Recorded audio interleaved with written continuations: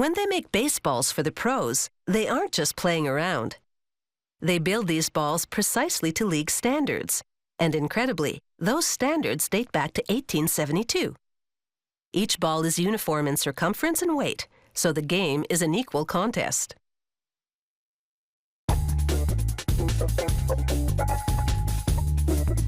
Crowds will go wild for these professional baseballs, and at the heart of each one is something called the pill.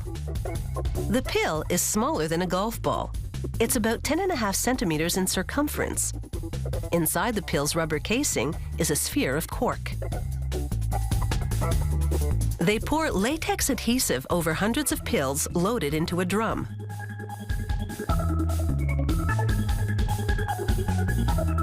Rollers spin the drum to evenly coat the pills with the adhesive. This adhesive never dries out completely, and the pills remain sticky to the touch. Next, they loop 4-ply wool around the pill. This machine spins the pill to wind the yarn around it. This winding substantially fattens the pill. It's the first time a camera has ever been allowed to record this proprietary machine, so we can't show you all of it. They wind a second layer of wool around the pills. This yarn is 3-ply, and it thickens the ball a little more. For a third winding, they use another 3-ply yarn, but it's a bit lighter. The various layers of yarn are what gives the baseball resilience, so it springs back into shape despite being hit repeatedly. For the final winding, they use a much thinner polywool blend because its surface is smoother. This wound pill is called the center. They weigh it and measure its circumference, which should be 22.5 centimeters. They add adhesive to a spinning drum, then load the centers into it. As the centers tumble, they absorb the glue and the wound fibers adhere to each other. The centers air dry for 48 hours, but remain sticky.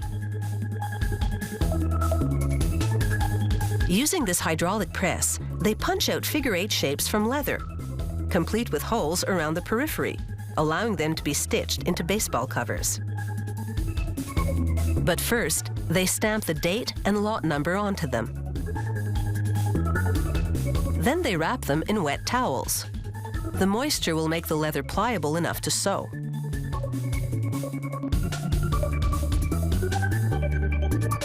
They roll the water-based adhesive onto one side of the cutouts, which sticks to the moist leather. They press 2 cutouts to the center sticky surface. It's an exact fit. They clamp the leather-clad ball in a vise, and it's time to sew. Working with 2 needles, the sewer pulls thread through the ball center and up through the holes in the leather pieces to cross-stitch them together. He rubs wax on the thread to stiffen it, because if it slackens, it's more likely to tangle. When it comes to cross-stitching, these workers are in a league of their own.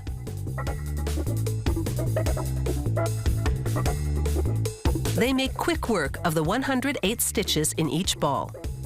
There are 350 sewers in this factory, and they produce 8,000 to 10,000 balls per day.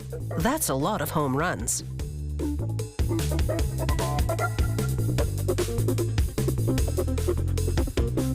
The final stitch goes through the center of the baseball and out the other side. The sewer then pulls the stitches into a V configuration to give the ball a consistent look and feel. The balls now roll into a press that smooths down the seams. Smoother balls are harder to grip, and they make pitching a bit tougher for the pros. Finally, a 3-headed stamper gives it the trademark, league logo, and the commissioner's signature. With drying cycles, it takes a week to make a professional baseball. It will be whacked and slammed out of the playing field. But that's life in the big leagues. never slow up, no I don't take shit, I got no love